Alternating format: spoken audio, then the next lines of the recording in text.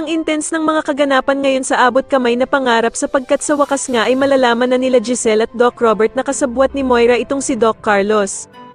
Dito nga ay makakakuha ng ebidensya ang mga pulis at makikita nga nila dito na si Doc Carlos ang tumutulong kay Moira kaya sila natakasan nito. Samantala ay hindi nga matutuloy ang plano ni Doc Carlos na sumama kila Annalyn at Lynette sa Japan dahil nga sa biglang paghingi ng tulong sa kanya ng anak niyang si Zoe.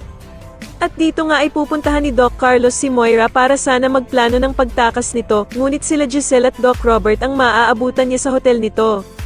Kaya naman ay magugulat ang dalawa at magdududa nga ang mga ito kung bakit naroroon itong si Doc Carlos at kung ano ang ginagawa nito sa hotel ni Moira.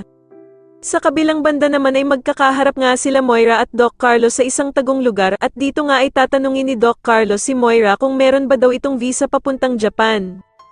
Sasagutin naman siya ni Moira na meron daw siyang visa papuntang Japan, at ikakagulat naman niya ang sasabihin ni Doc Carlos na meron nga daw siyang kakilala na kayang magbago ng identity niya at magbigay sa kanya ng bagong passport at bagong pangalan.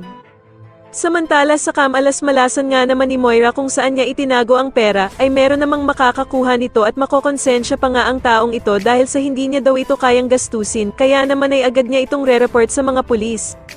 Agad namang ipapakita ng mga pulis ang pagmumukha ni Moira sa taong nakapulot ng pera dahil nga sa nakita daw niya ang taong nagtapon nito.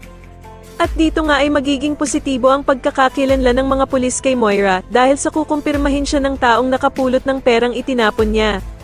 Sa tingin niyo magawa pa kayang mahuli ng mga pulis at nila Doc Robert at Giselle si Moira, o magtagumpay kaya si Doc Carlos sa plano nitong pagtakas sa kanya? Mas lalo na nga talagang nagiging exciting ang mga susunod na kaganapan kaya naman ay mas lalo pa nating abangan ang mas lalong gumigandang abot kamay na pangarap. Maraming salamat po sa inyong panonood at sana po ay masubscribe niyo ako. Maraming salamat po.